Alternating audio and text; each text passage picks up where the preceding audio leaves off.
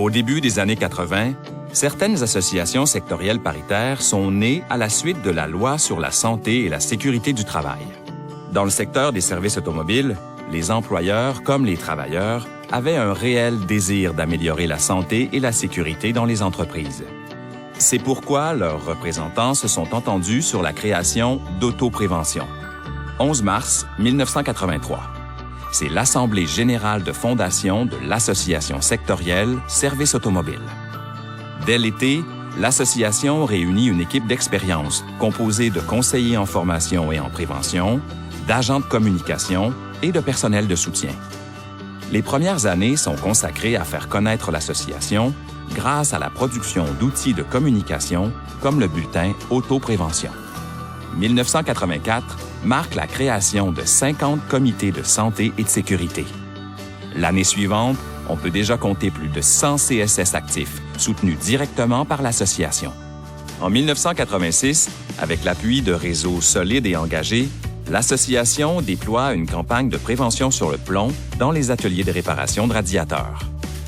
Elle continue ses actions autour de l'éducation sur les matières dangereuses et en 1987, lance une campagne d'information sur les dermatoses.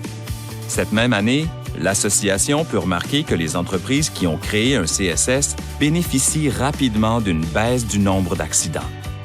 En 1988, le système d'information sur les matières dangereuses utilisées au travail, le CIMDUT, fait son apparition et la formation des travailleurs devient rapidement obligatoire.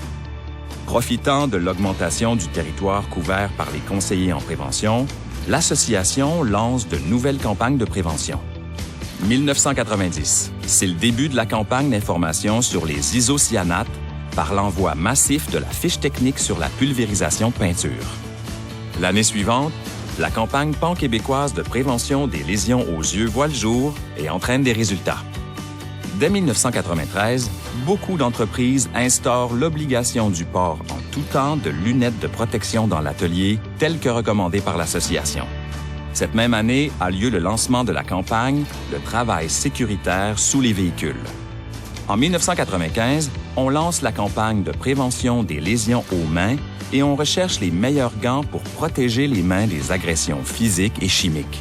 Résultat, les gants minces de nitrile protègent maintenant les travailleurs au quotidien. Cette même année, 16 nouveaux CSS voient le jour et il y a maintenant 275 CSS actifs.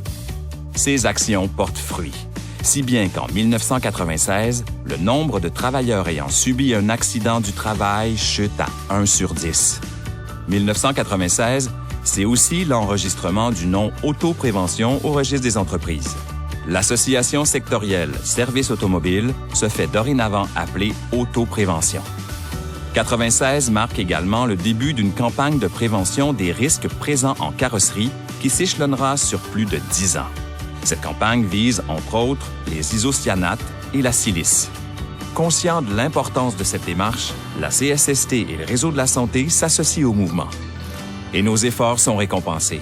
Plus de la moitié des entreprises utilisent un abrasif sans silice au lieu du sable, avec les équipements appropriés pour assurer une protection respiratoire adéquate aux travailleurs.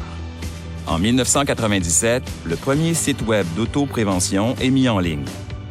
L'année suivante, on répertorie 4 671 accidents et maladies professionnelles, une baisse significative depuis 1983 où on en comptait plus de 10 000.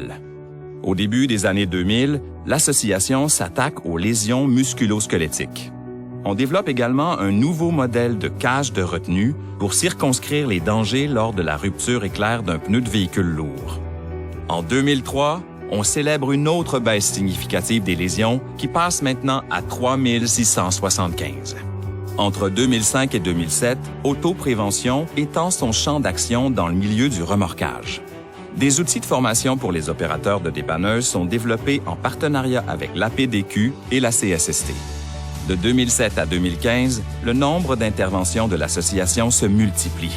On voit entre autres l'élaboration de nouvelles procédures de travail, la mise à jour de guides d'évaluation, le développement de plusieurs fiches techniques et la conception de formations en ligne. En 2015, on lance le rallye virtuel en atelier mécanique qui deviendra l'auto-formation, les indispensables en SST. 2015 est également marqué par le renouvellement complet de l'image de marque de l'association et l'annonce d'une autre baisse marquée des lésions. On en compte 2050 pour l'année. De grandes réformes ont amélioré la situation des travailleurs, mais il y aura toujours du travail à faire pour rendre cette industrie encore plus sécuritaire. C'est pourquoi nous continuons à actualiser nos outils et nos approches.